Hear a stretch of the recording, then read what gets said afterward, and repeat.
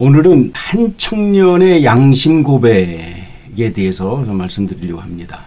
그 마태복음 14장 51절부터 52절에 한 청년이 벗은 몸에 배 혼입을 두르고 예수를 따라오다가 무리에게 잡히매 배 혼입을 버리고 벗은 몸으로 도망하니라.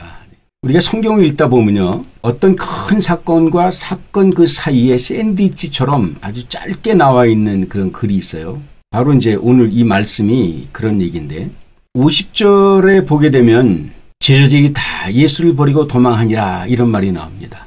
예수님이 이제 최후의 만찬을 끝나고 그 다음에 마가의 다락방에서 최후의 만찬이 끝난 이후에 겟세마네 동산에 올라가서 제자들과 함께 기도를 하죠. 그리고 가룟 유다의 배신 때문에 예수님이 잡혀갑니다. 마가를 기록한 그 저자가 50절에 제자들이 다 예수를 버리고 도망하니라 그렇게 글을 씁니다. 그리고는 51절과 52절에 한 청년이 벗은 몸에 벳 혼입을 두르고 예수를 따라가다가 무리에게 잡힘에 벳 혼입을 버리고 벗은 몸으로 도망가니라 하는 얘기가 나와요. 이 짤막한 얘기가 별도의 다른 어떤 부연 설명도 없이 느닷없이 한 청년이 벗은 몸으로 도망가는 이야기가 탁 던져져요. 부연 설명이 없는 거예요. 그러니까 이 이야기가 샌드위치 기법처럼 사건과 사건 속에 작은 사건이 끼어 있는 그런 샌드위치 모양으로 지금 나와 있는 거죠. 어찌 보면 이 이야기는 별로 이렇게 중요한 것 같지가 않아요. 우스꽝스럽기도 하고, 우리가 의문이 생기는 게 굳이 이 저자는 이 이야기를 왜 그 사이에 끼었을까? 그냥 제자들이 다 도망가 버렸다라고 하면 될 것을 왜 이 이야기를 부연 설명도 없이 갑자기 그 사이에 탁 끼워 놓은 것일까? 우리가 사복음서를 읽다 보면 이런 샌드위치 기법의 말씀들이 많이 나옵니다. 예수님께서 갈릴리 호수를 건너가시죠. 제자들과 함께. 그러다 풍랑을 만납니다. 그리고 제자들이 그 풍랑을 만날 때 그들이 목숨 걸고 살기 위하여 수단과 방법을 가리지 않고 그 거센 바람과 사투를 하면서 끝까지 견뎌갑니다. 그런데 한계에 이르렀을 때 예수님이 배 밑창에 주무신다는 이야기를 듣고 예수님을 깨우죠. 급하게 깨웁니다. 우리는 갈릴리 호수가에서 일어나는 풍랑의 사건을 너무 크게 보고 있습니다. 그런데 갈릴리 호수가에서 풍랑을 만난 그 사건보다 더 큰 사건이 뭐냐면, 풍랑을 뚫고 갈릴리 호수가를 건너가서 거라사라고 하는 그 땅에 군대 귀신 들린 그 사람을 고치기 위해서 예수님이 가셨다는 거예요. 그러니까 어찌 보면 풍랑을 만난 그 사건이 큰 것이 아니라 마가복음 16장에 나오는 한 생명이 천하보다 귀하다라고 하는 그 말씀을 이루기 위해서 그 거친 풍랑을 거쳐서 거라산 땅까지 가서 딱 한 사람, 군대 귀신에 걸린 그 사람을 구원하기 위해서 간 거죠. 그러니까 풍랑을 만난 그 사건이 큰 게 아닙니다. 한 생명이 천하보다 귀하기 때문에 그 생명, 군대 귀신 걸린 그 생명을 구원하기 위해서 간 그 사건이 더 큰 거라는 거죠. 오늘 이런 관점에서 이 말씀을 바라볼 때 예수님이 겟세마네 동산에서 땀방울이 핏방울이 되도록 기도한 그 사건 위에 가룟 유다가 배반하고 제자들이 도망갑니다. 그리고 예수님이 빌라도 법정으로 끌려가죠. 그 사건 속에 샌드위치처럼 딱 끼어있는 한 청년이 벳 혼입을 두르고 예수님의 끌려가는 현장에 찾아갔다가 누군가 자기를 딱 붙잡았을 때 지레겁을 먹고 자기 겉옷이 벗겨지는 것도 모르고 알몸으로 도망간 그 사건. 이 사건이 별로 중요한 것 같지 않지만 사실 이 사건이 굉장히 중요하다는 거죠. 그래서 우리가 지난번에 성경 말씀을 우리가 함께 배울 때 항상 샌드위치 기법, 어떤 큰 사건과 사건 사이에 끼어있는 그 짤막한 그 얘기, 별로 중요하지 않은 것 같은데도 왜 이 말씀을 그 사건과 사건, 큰 사건 속에 왜 집어넣지? 라고 하는 그 의문이 생길 때 바로 그 말씀이, 그 이야기가 굉장히 중요한 의미를 담고 있다 하는 것이죠. 때문에 저는 오늘 한 청년이 알몸으로 도망친 이 사건에 대해서 말씀을 나누려고 하는 겁니다. 어떤 학자들은 그렇게 얘기를 합니다.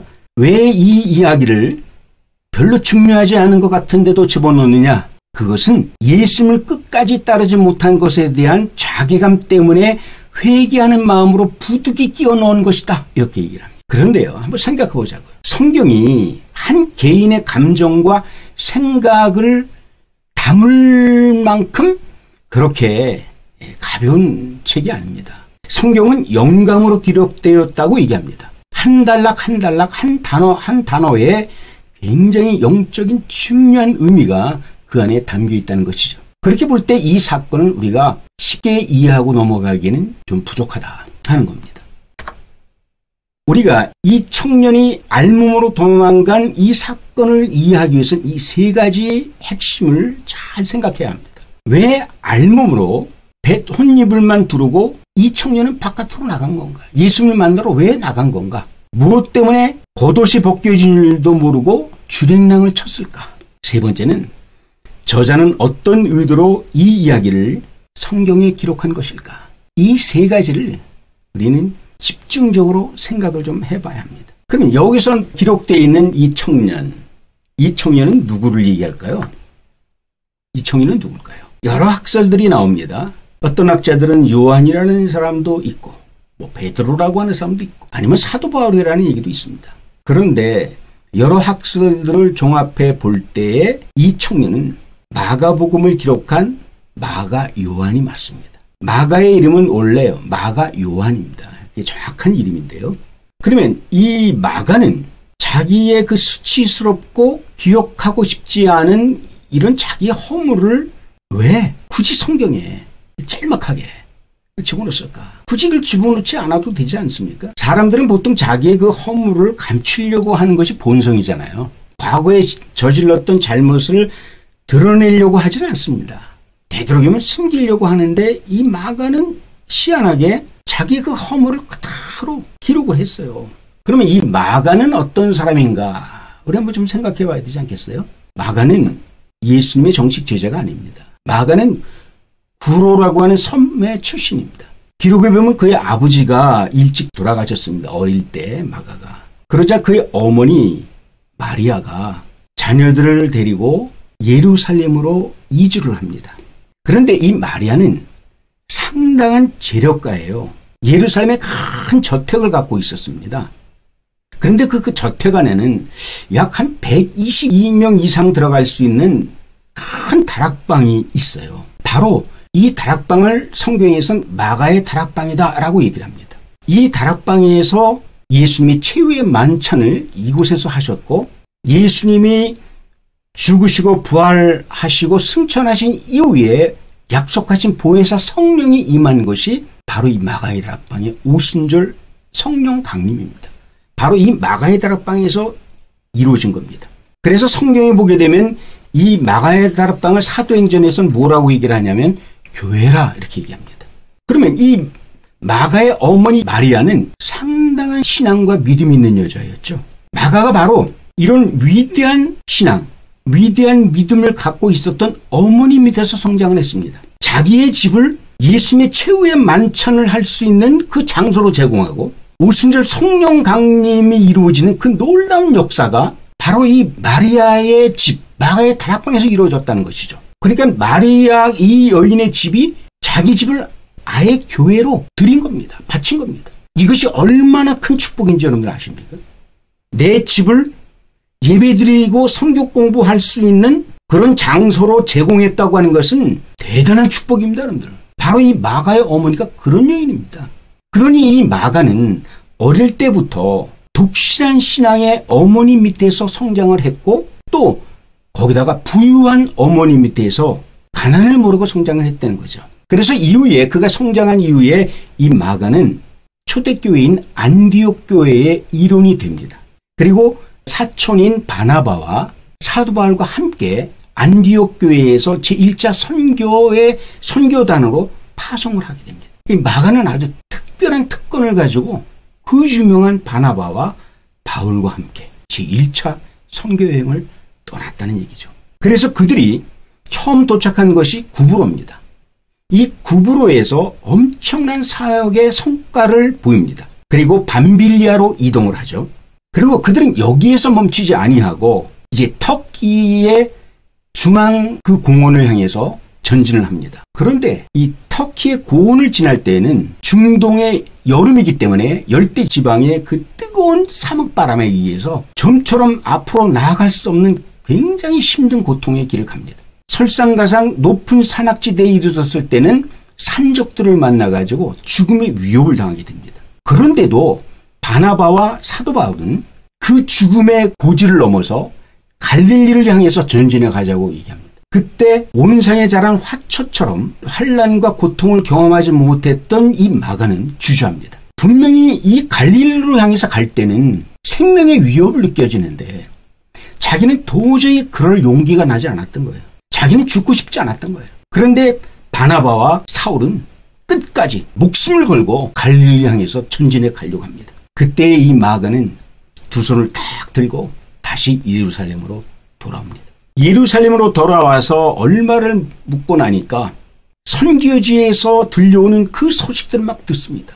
선교사들이 순교를 당하는 사건, 그 선교사들이 순교를 당한 이후에 오는 그 영적인 하나님의 큰 축복, 역사, 여러 가지 기적들, 예수 그리스도의 복음이 전해지는 그 놀라운 사건들을 안디옥 교회를 통해서 각처에 흩어진 선교사들에 대한 그 놀라운 사건들이, 기사와 이적들이 막 들려오기 시작합니다.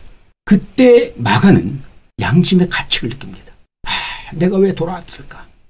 나도 저들처럼 계속 갈릴리를 향해서 나가야 됐을 텐데 내가 왜 돌아왔을까? 자기를 자책합니다. 그러면서 다시 한번 하나님 앞에 헌신합니다. 하나님, 나에게 한 번만 더 기회를 주십시오. 이제는 나약한 모습으로 나가지 아니하고 저들처럼 내 생명을 바쳐서 순교의 정신을 가지고 내가 이 아시아를 향해서 진군해 나가겠습니다. 그때 마침 떠나갔던 바나바와 사도 바울의 1차 전도 여행을 마치고 귀국을 합니다. 그리고 안디옥 교회에서 자기들이 이루었던 그 선교의 사역을 쫙 섬겨보고 합니다. 그 얘기를 듣는 순간 이 마가는 더 감명을 받습니다. 그리고 바나바와 사도 바울이 제2차 선교 여행을 떠나려고 준비할 때에 마가는 바나바와 사도 바울을 찾아갑니다. 그리고 자기도 함께 동행할 수 있게 해달라고 간청을 합니다. 그랬더니 사도 바울이 지난번에 무기력하게 무책임하게 함께 동행하지 않고 도중에 예루살렘으로 돌아왔던 그 나약한 마가를 책망을 하면서 나는 너와 함께 갈 수 없다라고 단호하게 거절합니다. 그때 사촌인 바나바는 사도 바울에게 다시 한번 간청합니다. 마가에게 우리 한 번만 더 기회를 주자. 그가 헌신할 수 있는 기회를 한 번만 더 주자 얘기합니다. 그러나 사도 바울은 끝까지 마가와 함께 동행하는 것을 거부합니다. 그래서 거기서 바나바와 사도 바울이 크게 다툽니다. 그래서 거기서 제2차 선교여행을 가는 그 시점에서 갈라지게 되죠. 그래서 마가는 사촌형인 바나바와 함께 전도여행을 떠나고 사도 바울은 또 다른 일행과 함께 떠나게 됩니다. 마가라고 하는 사람을 여기서 조금 우리가 이해를 해야 돼요. 지금까지 제가 말씀을 드렸던 그 사건 속에서 그는 부유한 환경에서 자랐고 고생을 몰랐고 반면에 그 열정적인 신앙이 있는 그 어머니 밑에서 신앙교육을 받았습니다. 이것이 두 개가 다 합쳐졌다면 얼마나 좋을까요? 돈도 많고 고생도 안 했지만 열정적인 신앙이 있는 사람이었으면 얼마나 좋을까요? 그러나 우리 인간은 그렇지 않거든요. 우리 신앙에는 그렇지 않습니다. 두 개가 다 완벽하게 이루어질 수는 없는 것이죠. 그런데 사도 바울이 마가가 지난날 과거의 자기 허물, 자기의 잘못을 뉘우치면서 회개하는 마음으로 같이 가려고 했던 그것을 사도 바울이 그걸 좀 용납했으면 어땠을까 하는 좀 아쉬움이 있죠. 나중에 사도 바울도 그 부분에 대해서 굉장히 회개를 합니다. 후회를 하고. 그런데 놀라운 일이 벌어집니다. 아주 반전의 사건이 일어나요. 사도 바울이 감옥에 갇혔을 때에 영적인 아들 디모데에게 편지를 씁니다. 편지를 쓰면서 이렇게 얘기합니다. 디모데야, 네가 나에게 올 때에 마가를 데려가라. 그가 나의 일에 아주 유익한 사람이란다. 놀랍지 않나요? 2차 선교여행을 갈 때에 함께 가자고 했을 때 강력하게 거절했던 사도 바울이 어떻게 이 마가가 자기의 사역에 아주 유익한 사람으로 되었을까요? 그뿐 아닙니다. 베드로는 이렇게 얘기합니다. 마가를 아예 아들이라고 얘기합니다. 완전 반전이잖아요. 그런데 애석하게도 성경에는 마가의 지난 행적에 대해서는 얘기가 없어요. 연약한 나약하고 겁쟁이였던 마가가 어떻게 사도 바울한테 가장 필요하고 유익한 선교의 파트너가 될 수 있었으며 베드로에게 어떻게 영적 아들이 될 수 있었을까? 거기에 대한 기록은 성경에 나와 있질 않아요. 그런데 우리가 마가가 변화되어진 그 모습을 유추해 볼 수가 있는데 그게 바로 오늘 본문이에요. 배 혼이불을 입고 예수님을 만나기 위해서 붙잡혀 간다는 소식을 듣고 따라가는 그 마가. 그 짤막한 그 스토리 속에서 마가의 지난날의 그 모습을 우리는 발견할 수가 있는 거예요. 유추해 볼 수가 있는 거죠. 오늘 저와 함께 그 부분을 한번 찾아보자는 거죠. 우리의 말씀의 핵심이 바로 그겁니다. 도대체 마가에게는 어떤 변화가 있었다는 얘기인가? 한번 이야기 속으로 한번 들어가 보자고요. 샌드위치 기법, 큰 사건과 큰 사건의 중간에 끼어 있는 알몸으로 도망치는 그 한 청년의 이야기, 마가의 이야기, 그 수치스러운 그 이야기를 왜 이 말씀 속에 집어넣느냐? 결론적으로 얘기하면 버림받은 예수님의 모습을 극대화시키고 있는 거예요. 지금 예수님의 제자들은 도망갔다라고 하는 것만 갖고도 부족했던 거예요. 그냥 도망갔어, 이걸로 끝난 거예요. 그런데 예수님에게 아주 그냥 극적인 수치를 남겨준 겁니다. 이거는 마가의 수치가 아니라 예수님의 수치예요. 왜냐고요? 보세요. 마가는 독실한 신앙의 어머니 밑에서 자랐다 그랬잖아요. 비록 그때는 그가 10대 중후반 정도 된 나이였거든요. 최후의 만찬이 이루어지거나 또 예수님의 제자들이 다락방 안에 들락날락할 때 그때 시절은 어린 나이였습니다. 지금도 물론 어린 나이지만. 그래서 그 예수님을 직접 목격도 했을 거고 제자들의 얘기를 다 종합해서 들었을 거 아닙니까? 그래서 제자들뿐만 아니라 제자들이 추정하며 따라가는 그 나사렛 예수라고 하는 그 분에 대해서 굉장히 관심을 가졌을 거예요. 새벽에 잠을 자고 있는데 갑자기 예수님이 끌려간다는 소리가 들린 거죠. 그러니까 이불을 덮고 자다가 혼이불이 이불이거든요. 그걸 덮고 자다가 예수님이 끌려간다는 소리를 듣고는 안에 속옷을 미처 챙겨 입지도 못하고 이불을 뒤집어 쓰고 바깥으로 튀어나온 겁니다. 무슨 의도로 그렇게 나왔는지는 모르지만 어떻든 여기서 볼 때 그는 예수님에 대한 관심이 굉장히 깊었다라고 하는 것을 알 수가 있어요. 막상 혼이불을 두르고 바깥에 나와 보니까 예수님이 끌려가는 그 현장의 모습이 너무 처참한 거예요. 너무 험악한 겁니다. 무시무시한 거예요. 어린 나이에 바라본 그 광경이 너무너무 비참한 겁니다. 거기에는 저희가 평상시 아는 베드로부터 예수님의 제자들은 보이지도 않습니다. 그렇게 추정을 하며 따라다녔던 그 많은 군중들도 없습니다. 그런데 그들은 모인 사람들은 전부 다 예수님 향해서 손가락질합니다. 어떤 사람은 침을 뱉고 돌을 던집니다. 비참하게 끌려가는 그 모습을 가까이서 바라보죠.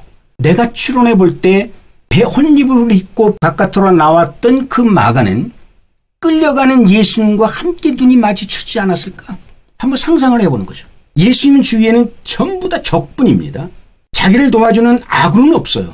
위로하는 사람도 아무도 없습니다. 근데 예수님이 딱 바라보니까 배 혼이불을 두르고 나온 한 청년이 있는데 그 청년이 바로 얼마 전까지 마가의 다락방에서 최후의 만찬을 했던 그 마리아의 아들이라는 걸 알게 되죠. 근데 예수님 마음은 어떻겠어요? 굉장히 그래도 위로가 됐겠죠? 사랑하는 제자들이 다 도망가 버리고 자기를 따라다니는 사람들이 오히려 돌을 들고 침을 뱉으면서 자기를 야유하는데 유독 그 청년은 혼이불을 두르고 왔단 말입니다. 근데 예수님께서는 기대했겠죠? 한마디의 위로를. 그런데 누군가 마가의 몸에다 손을 대는 순간 주례랑을 쳐버리고 마는 거죠. 알몸이 된 것을 모르면서 도망쳐갑니다. 그 모습을 바라볼 때 예수님 마음은 어떻겠습니까? 답답했겠죠? 내가 그 정도로 혐오의 대상이었나? 내가 그 정도로 수치스러운 인간이었나? 어린 네가 나를 바라봐도 내가 그렇게 수치스러운 인간이었냐?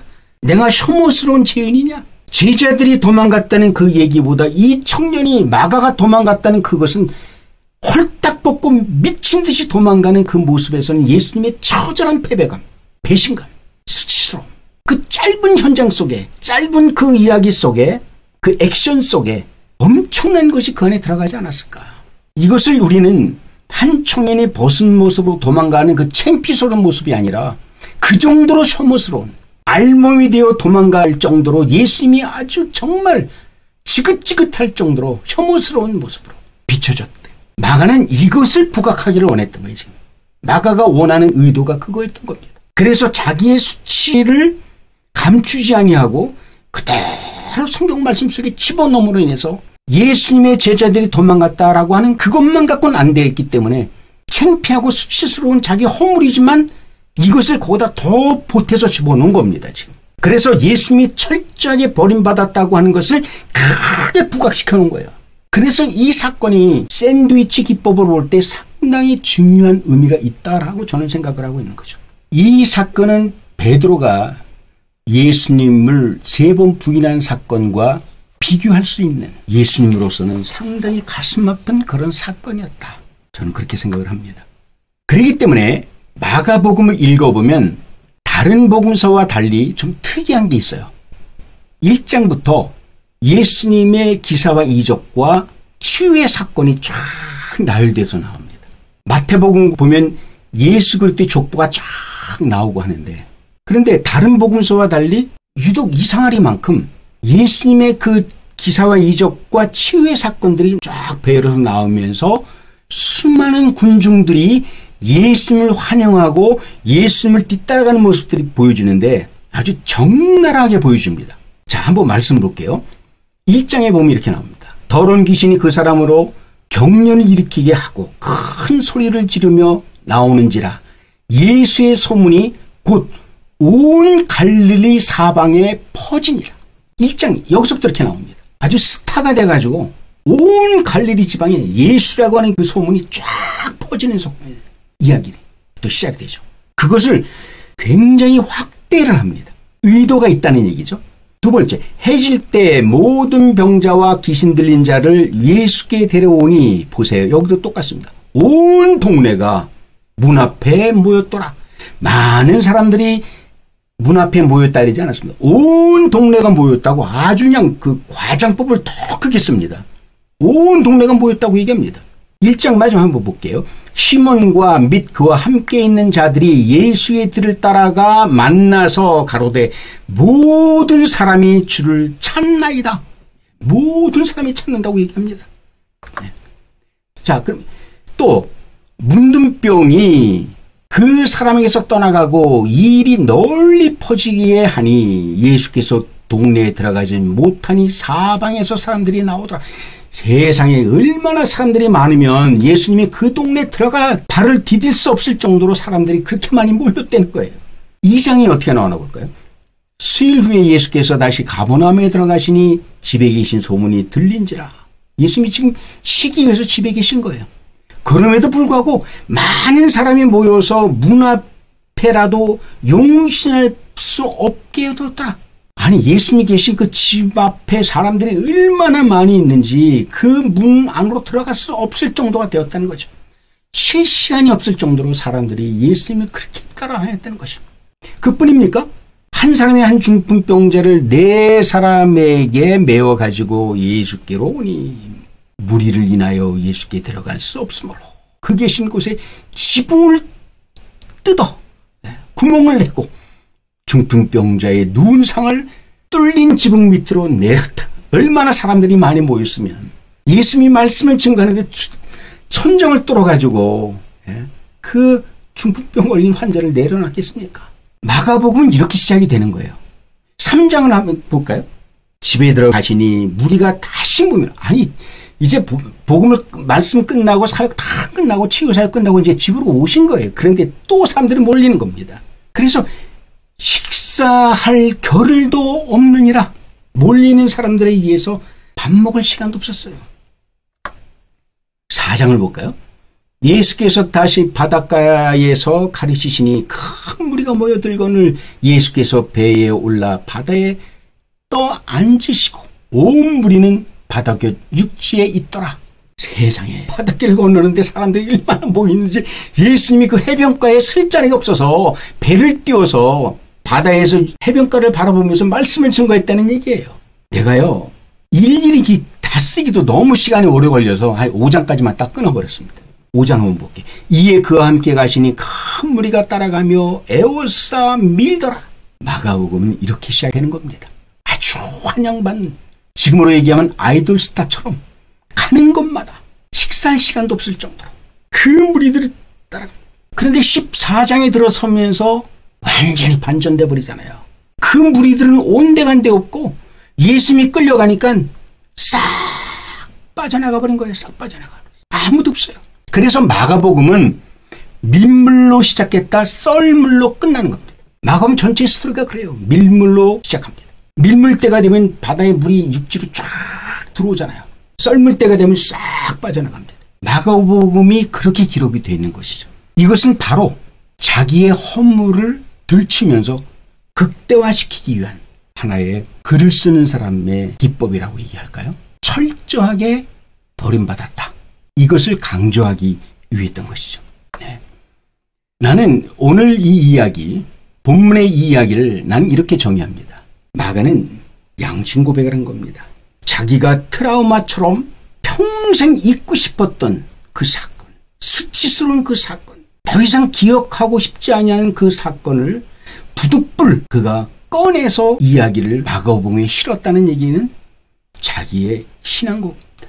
자기의 양심 고백이죠. 신앙인들에게 가장 큰 덤목이 뭔지 아십니까? 양심입니다. 양심. 우리 신앙인들은 양심이 있어야 돼요. 그래서 사도 바울이 이렇게 얘기합니다. 나도 하나님과 사람을 대하여 항상 양심에 꺼리낌 없기를 힘쓰노라. 그래요. 우리 신앙인들은 좀 양심이 있어야 돼요. 우리 목회자로부터 모든 성도들에게까지 양심이 있어야 돼요. 사실 교회에서 우리는 이 양심에 대한 것을 굉장히 많이 다뤄줘야 합니다. 우리가 신앙인이 되기 전에 내 안에 있는 그 양심을 올바로 사용할 수 있도록 우리는 준비를 해야 합니다. 디모데전서 1장 9절에도 이렇게 얘기했죠. 믿음과 착한 양심을 가지라. 믿음만 갖고는 안 됩니다. 착한 양심이 있어야 합니다. 우리는 믿음을 강요합니다. 그러나 믿음을 강요하기 전에 먼저 양심을 일깨워줘야 합니다. 오늘 많은 교회와 우리 그리스도인들이 나 자신부터 양심이 화인 맞아서 살아갑니다. 성경 말씀을 지키고 그 말씀대로 살아가려고 몸부림을 치지만 내 안에 잠들어 있는 그 양심을 도무지 깨울 생각을 하진 않아요. 깨우려고 하지 않습니다. 우리는 양심 있는 그리스도인입니다. 이 마가처럼 우리가 잘 알고 있는 서기관과 바리새인, 한 여인이 대낮에 간음한 것을 목격을 하고 그 여인을 붙잡아서 이 서기관과 바리새인들이 예수님께 끌고 옵니다. 그리고 모두가 이 여인과 예수님을 중심으로 해서 한 손에는 돌을 들고 있습니다. 그때에 예수님께서 요한복음 8장 7절에서 9절로 이렇게 말씀하십니다. 너희 중에 죄 없는 자가 먼저 돌로 치라. 이 말씀 듣고 양심의 가책을 받아 어른으로 시작하여 젊은이까지 하나씩 하나씩 떠나가더라. 어찌 보면 이 서기관과 바리새인들이 나보다 나아요. 이소 목사보다 낫습니다. 양심이 있어서 간음해서 잡혀온 그 여인을 돌로 쳐 죽이려고 하다가 양심의 가책을 느껴서 떠나갔다는 얘기입니다.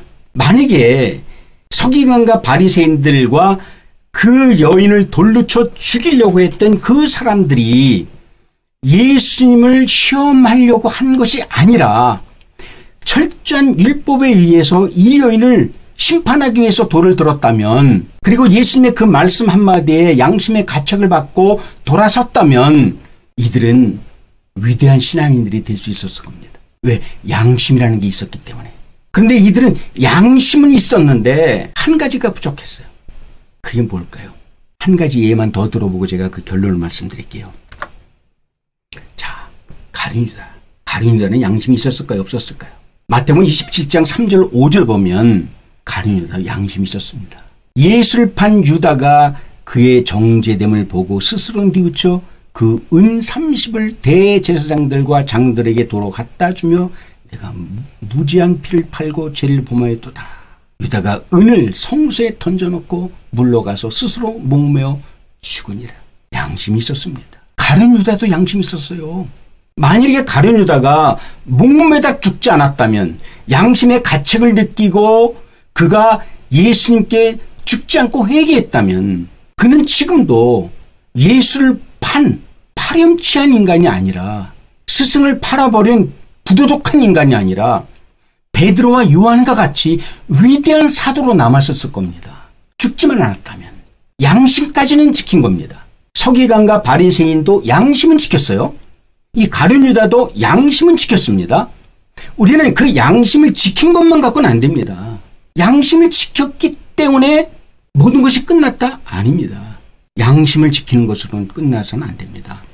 자, 마가와 가룟유다와 서기관과 바리새인들의 차이점이 뭘까요?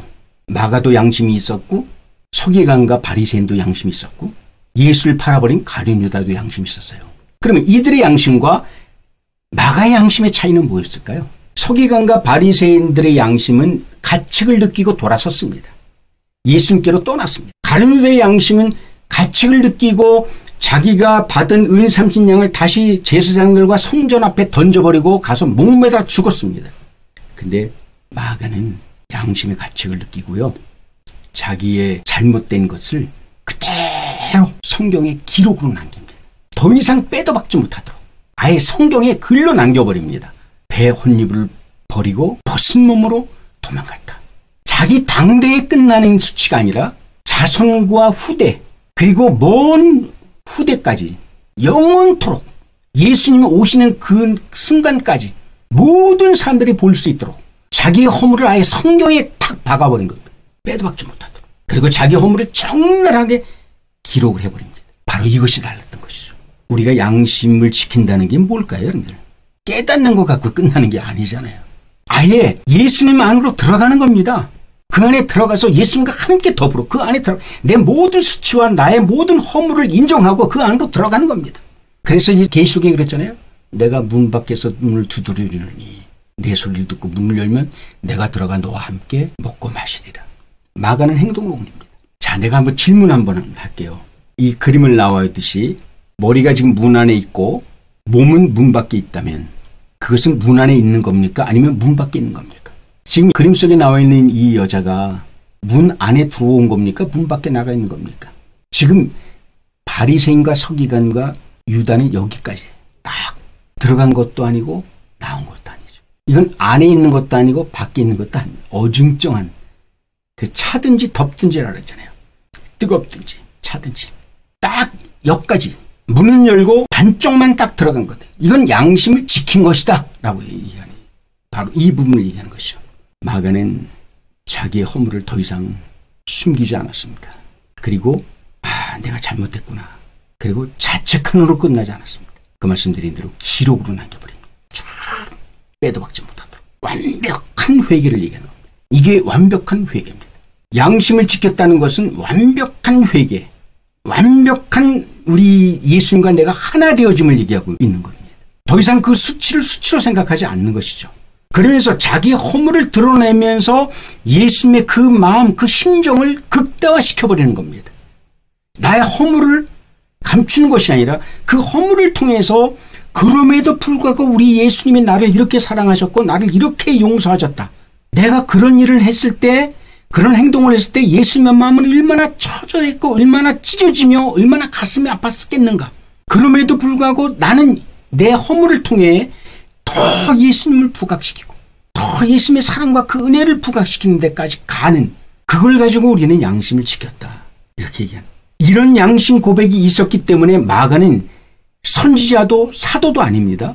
근데 유일하게 선지자도 사도도 아닌 사람이 성경 66권의 한 권을 기록한 사람이 바로 이 마가입니다. 마가. 예수님이 살아계실 때 공생애를 하는 기간 동안에는 미성년자였어요.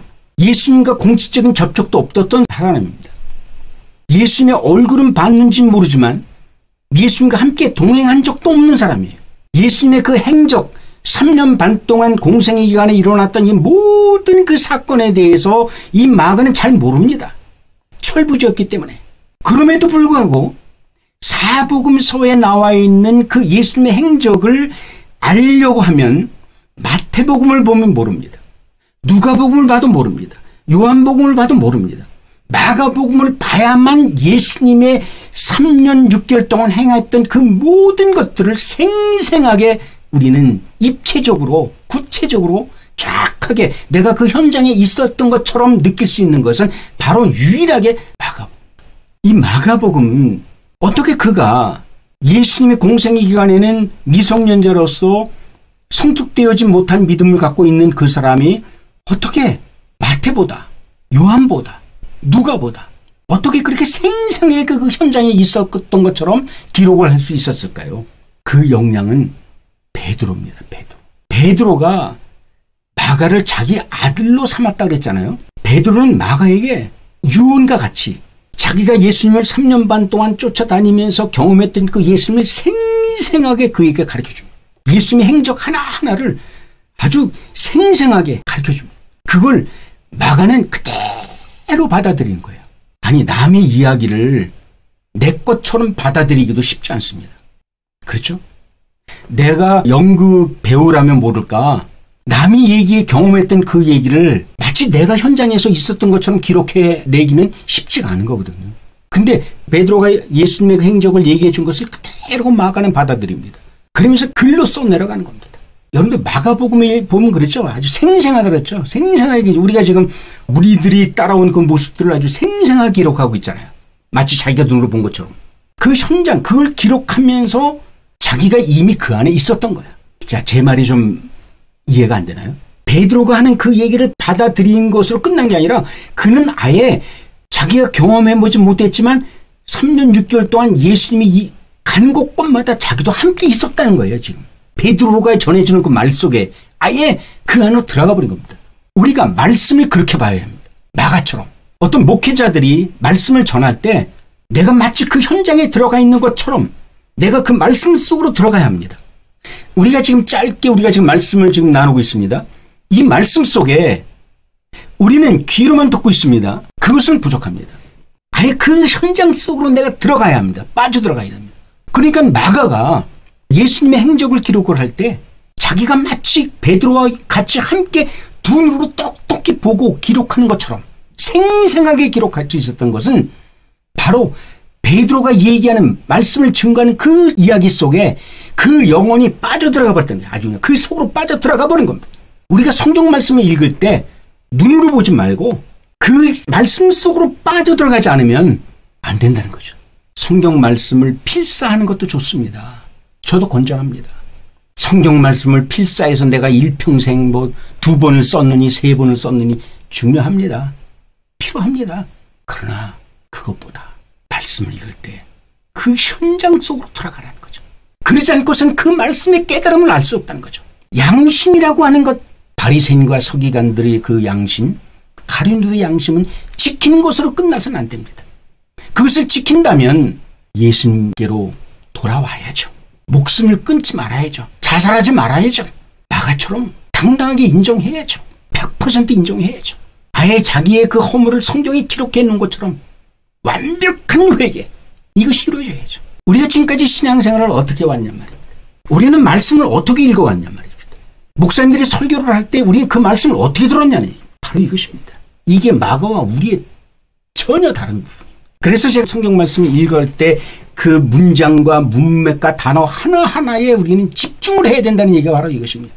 저는 이 샌드위치처럼 엉뚜당뚱한 그 말, 우스꽝스러운 그 말, 청년이 홀딱 벗고 도망간 그 사건을 왜 거기다 딱 집어넣었을까라는 그 얘기 속에서 나는 한번 그 현장으로 들어가 본 겁니다. 마가의 입장에서도 바라봤고 현장에서 끌려가는 예수님이 자기를 향해서 오는 헛이불을 뒤집어 쓰고 자기에게로 오는 그 마가의 모습을 예수님 입장에서도 바라보게 되는 거죠. 그러면서 입체적으로 이 말씀을 앞뒤 좌우를 봐가면서 이렇게 성경 말씀을 내가 그 안에 들어가서 입체적으로 그 말씀을 들어볼 때에 거기에 놀라운 하나님의 메시지가 나에게 들려지는 그 메시지가 그 안에 딱 살아있다는 거죠. 성경은 그렇게 읽어야 하고 성경은 그렇게 들어야 합니다. 그럴 때 양심을 지킨 것으로 끝난 게 아니라 그 양심을 아예 정복해버리는 그 단계까지 우리가 갈 수 있다는 이야기입니다. 오늘 짤막한 이 이야기 속에서 마가라고 하는 한 청년이 자기의 허물을 들춰내므로내서 철저하게 외면당하신 예수님의 그 심정을 더 부각시켜줘. 그리고 자기의 허물을 통해서 자기의 양심의 찔림을 받고 찔림 받고로 끝나는 것이 아니라 그 양심을 아예 그냥 말씀에다가 기록으로 남겨버리고 그리고 그 말씀의 사건 속으로 들어가서 예수님의 심정으로 하나하나를 기록해가는 그런 모습. 이것이 바로 오늘 한 청년의 배에 혼입을 입고 갔다가 누군가 자기에게 손을 대는 순간 겁을 먹고 벗은 몸으로 도망간 그 청년의 짤막한 스토리 속에 이러한 큰 일들이 담겨 있었다는 겁니다. 이것을 우리는 잘 기억을 하면서 내가 어떻게 살아야 하는지, 내가 어떻게 양심을 지켜야 하는지, 또 양심이 무엇인지, 회개가 무엇인지, 우리가 말씀을 어떻게 봐야 하는지, 어떻게 들어야 하는지, 어떻게 접해야 하는지 하는 부분들을 우리가 구체적으로 생각해보는 그런 시간이 되었으면 좋겠습니다.